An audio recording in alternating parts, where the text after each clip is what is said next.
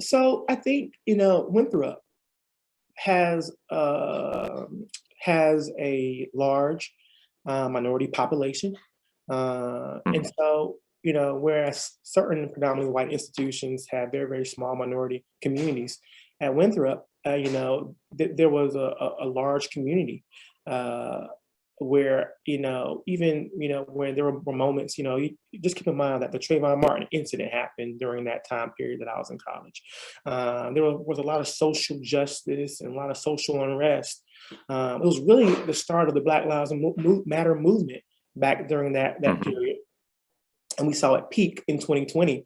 But Winthrop was certainly a welcoming place. Obviously, any place you go, there are going to be experiences that you may not necessarily like, but by and large, I had a great experience there, and I never felt unwelcome by anybody while there.